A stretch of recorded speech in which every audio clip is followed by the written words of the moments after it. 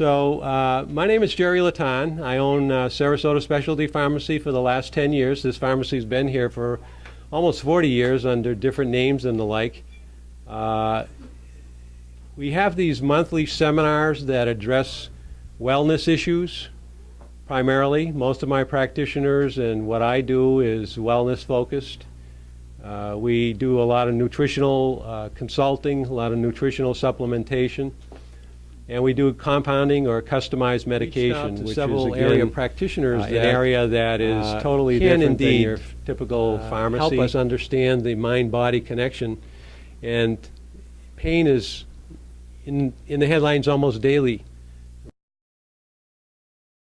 There are chronic, legitimate pain sufferers out there that are trying to get pain relief without depending on prescription drugs, and that's very exciting, and that's why I have Art coming in tonight. After Art's presentation, I'd like to point out that I'll let Art do his own. Dr. Harvey coming in, for example, in October to talk about low testosterone, mostly for men, but again, that's implicated in a lot of chronic diseases. So with that, I'd like to turn it over to Art. So, okay. All right. Good. Well, welcome, and thank all of you for braving the Sarasota sunshine here to get here tonight. It's been quite a downpour. This is going to be, I've got about 20 slides that I'd like to go through fairly quickly just to give you a sense, and you've got most of them in your handout. And spend most of the time on the written handout. It has 15 different strategies for pain management, and I divided them up into hypnosis and mindful meditation. There may be some argument about, well, I think this one belongs in the other spot, and so you're welcome to just include them all under the hypnosis and mindful meditation category. But they are practices. They're things that you can do. Most of them require nothing more than your imagination and your willingness to engage in an ongoing process. It's not a one-shot deal kind of thing. That's about all that's required, and I'd like to just give you a background on some of these, how they work and what we understand at this point. So I wanted to start off with a little bit on language. I'm sure you all recognize this. Twinkle, twinkle, little star. How I wonder, you know. So it's possible that a lot of the professions do stuff like this to obscure something that's pretty clear. So if I use a word or if I say anything that's not clear, please give me a hand on it and say, would you say that in another language or something, and I'll try to clarify. But I've been in the field of hypnosis and neuro-linguistic programming for over 30 years, and words that are comfortable and familiar to me might not be to you. So I want to make sure we cover that. Another thing on terminology is that it seems like as humans we deal with three kind of aspects of our lives. We have reality, and the quantum physicists are very busy trying to convince us that there isn't any such thing as that. It's what you make of it, that we're in an energy dance. We're energy, the universe is energy, and we have a kind of a dance going on, and we kind of create some of it ourselves. And that's part of the belief of hypnosis and neuro-linguistic programming, is that you are generating your future with your thoughts. You can't manifest a hamburger that, you know, we haven't figured out how to do that yet, but we're working on that too. So the technology of pain is, how does it really work? And I want to, you might think of me as advertising myself as an expert on pain. I'm really not. I just work with it a lot, have some experience with it and some views on it that I wanted to share with you all. That experience of pain is our personal relationship with it. And some of you, I hope, came out of curiosity and are not in pain. Others, I'm sure, have aches and pains. I wake up with an assortment of them. Somebody said if I ever wake up and I don't have any pain, I'll probably be dead. So it seems like we just kind of inherit more and more of that. There's a mythology of pain, and mythologies are stories that we tell ourselves about our experience and as our experience changes, our story changes. So understand that I'm a storyteller. Hypnotists, if they're really good, can sell you on the idea of a better story than the one you're using that has a happier middle and a happier ending than the one you happen to be using now. So a lot of this is about using your imagination in maybe a little bit different way to achieve a little bit different outcome. So from here on, this is a story, and please understand that part of it. Is it true? I hope so. But 50, 100 years from now, people look back and say, can you believe the story they were telling themselves? The earth used to be flat? Oh my gosh, you know, that's impossible. Well, we didn't know any better at one time. Now we do. It's square. So, pain, nurse's definition.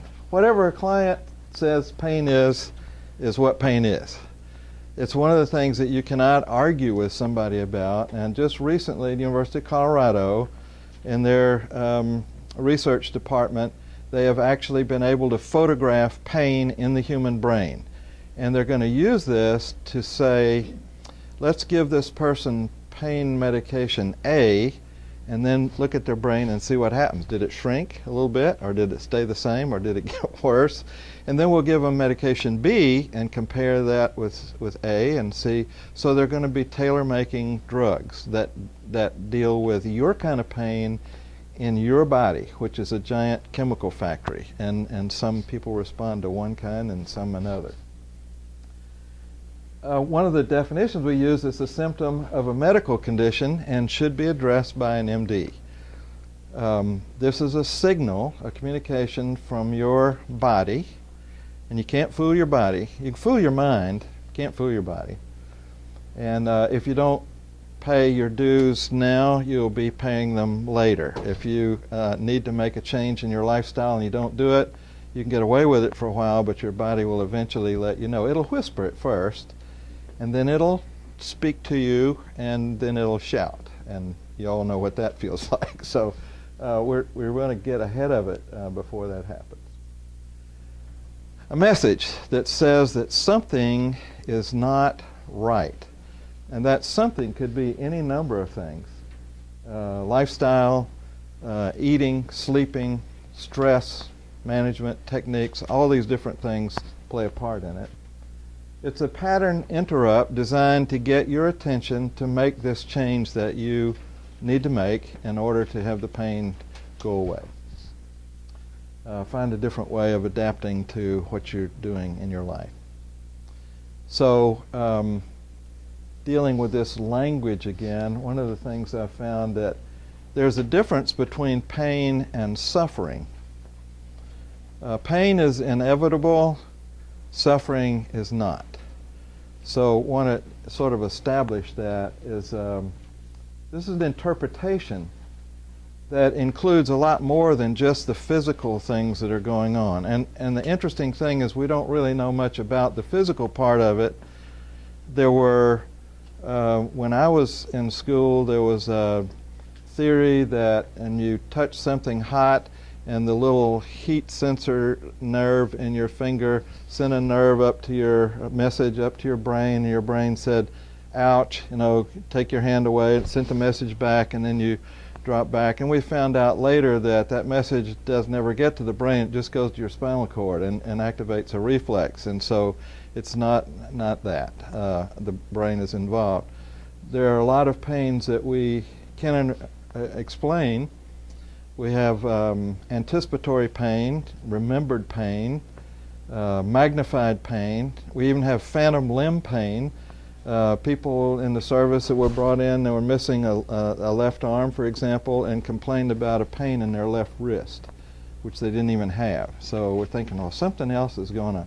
Well, pain's all in your mind. Well, great. So what do we do about that? You know, if you didn't have a mind, I guess we wouldn't have a pain, but that doesn't seem to be a solution we can do much with either. So it is subjective experience. This is how you report that something feels to you. So let's do some very fancy linguistic stuff and talk about sensory thresholds. One of the things that we can work with in hypnosis and meditation is to help you lower your sensitivity or increase your threshold, depending on which way you're looking at it. And if you're a hypersensitive person, it doesn't take much to cause you pain. And with your imagination, this is not pretend, this is really happening. With your imagination, you can bring that threshold so that the same amount of stimulus produces less discomfort, less pain for you. So that's pretty interesting to know that we can do that. We don't want to get down to insensitive. There are people who are born with that condition, and they don't usually last very long because they have no idea when they've done something very damaging to their body. They almost have to live in a padded room, you know, because they don't know what's. So we want to have some level. And when I work with clients, the first thing I do after we talk a little while is say, where's your pain level right now? 0 to 10. This is a subjective evaluation. And I tell them, before you leave here today, we're going to expect that to go down 2 or 3 notches, depending on where it is. But we do not want it to go to 0. Because as long as you're doing something that's creating that sensation, you need a reminder about it that you're still not dealing with it. So we don't want to make it go away altogether. Typical headaches. People say, I want this headache to go away. We're saying, no, the headache is telling you something. That's why you need to see an MD first to find out what might be caused. But we want to bring it down with a little level that tells you, you know, you still haven't dealt with this yet. So there's a little protective device in there. The next thing is that we talk about pain and suffering as if it were the same thing. And had our little word play earlier says that pain is more of a physiological thing. Suffering is more of a psychological or an emotional thing. And we want to separate those two and talk about them separately, kind of pull them apart and have pain and suffering, or pain or suffering. Now, a lot of clients that come to me will say, I have a lot of pain and I'd like to have just a little bit of suffering to go with that, you know, so that I'm not just consumed by this pain.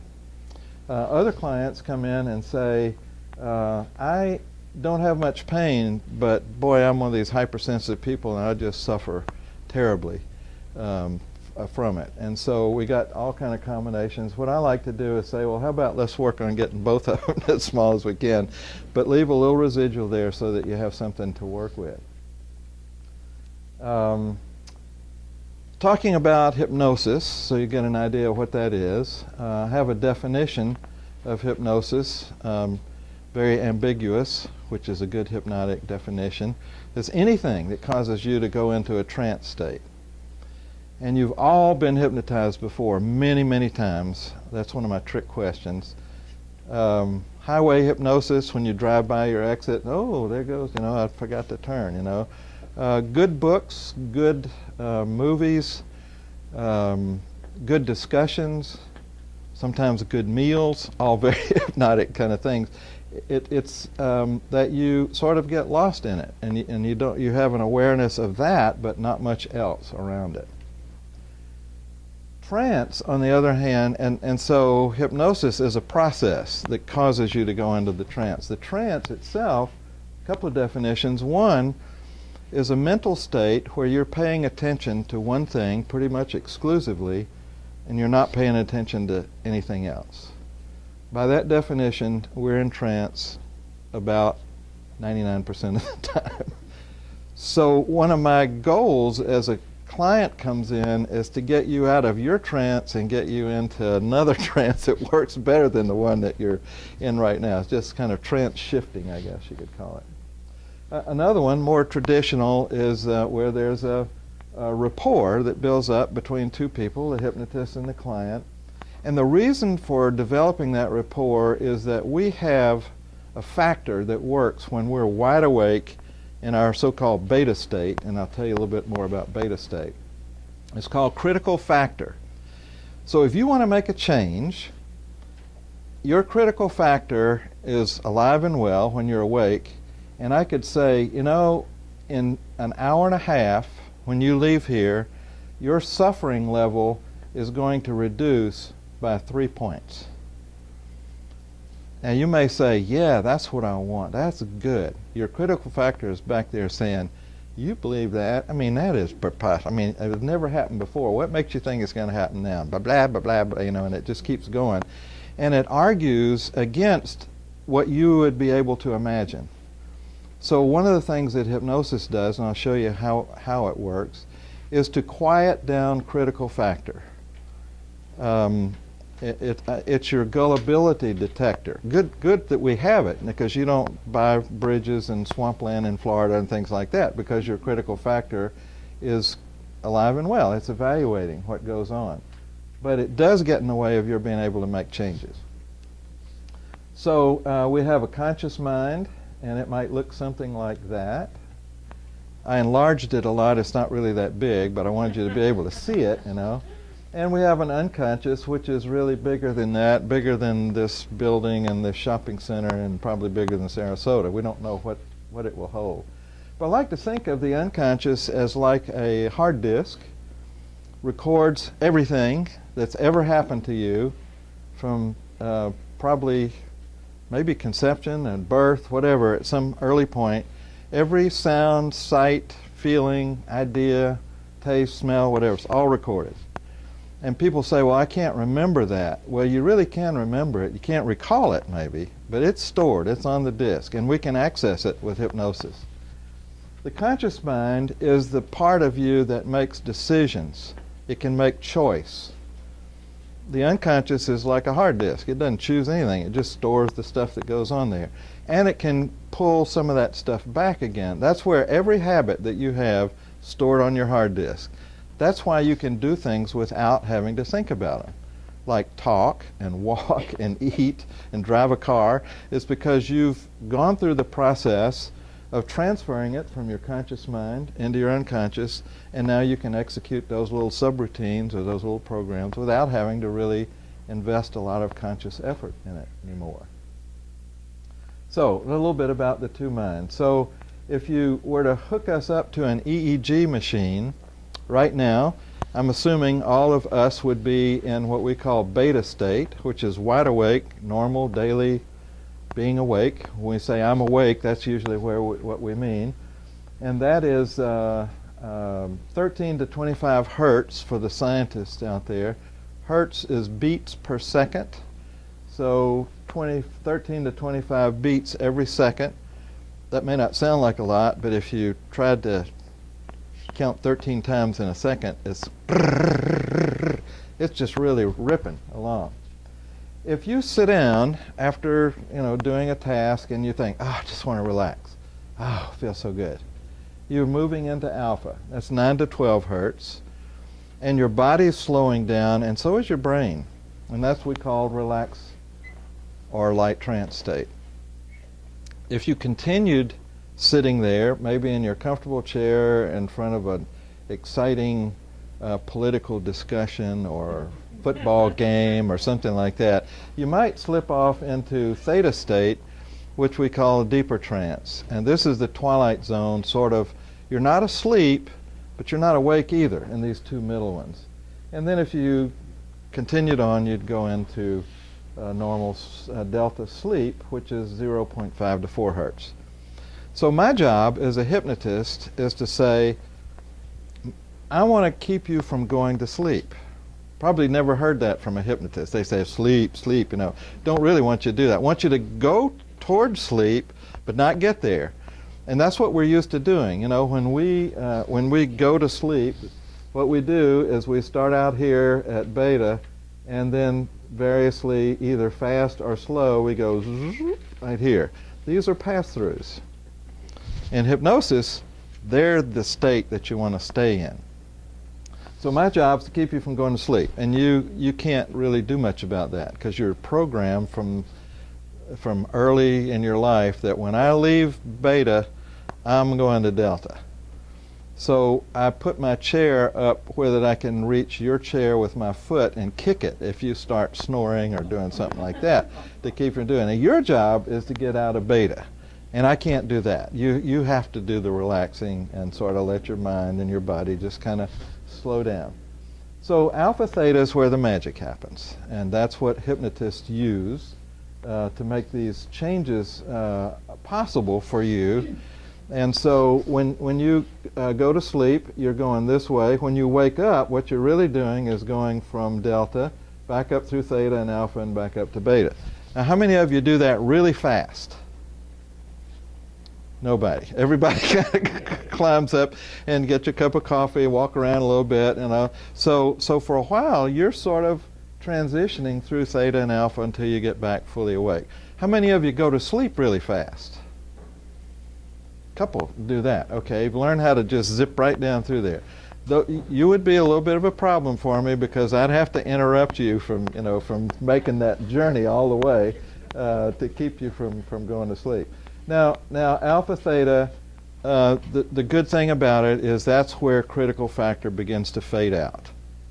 Starts fading a lot in alpha, fades out a whole lot in theta. And so what these look like, if we could see the brain waves on an oscilloscope, beta would look like this, very active, it's just really going, and you're wide awake. As you begin to relax and you slip into alpha, you can see this thing beginning to stretch out a little bit. It's kind of calming down, and you're just starting to look kind of relaxed there. And then if you get into theta, it stretches out even more, and now you're in the twilight zone. Wonderful place to be. This is where lots of the magic can happen in theta. And then if you continued on, which I try to help you avoid, you'd be in delta, which is the normal sleep state.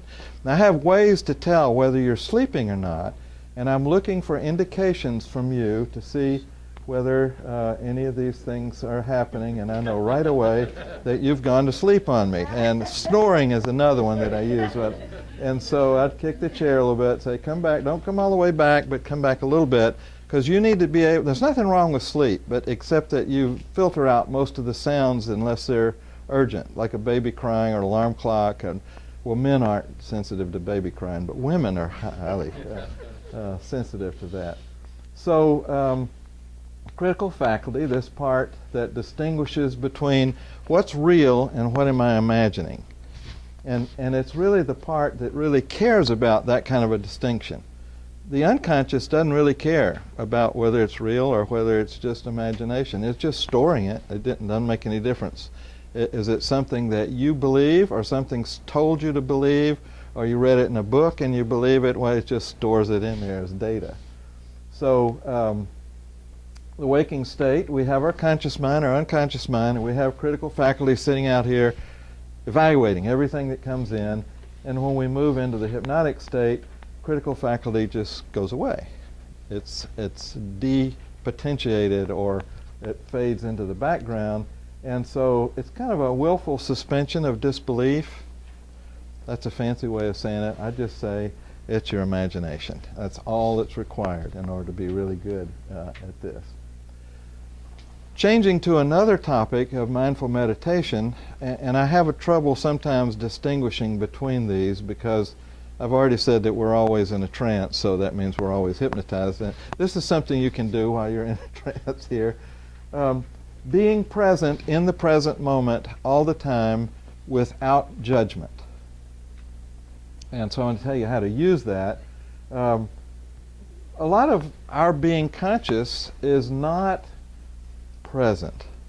And we found out that you can't do something yesterday and you can't do something tomorrow. You can only do something right now. We only have here and now, but we tend to think differently. Our conscious mind is dealing with past, present, future in a very abstract way.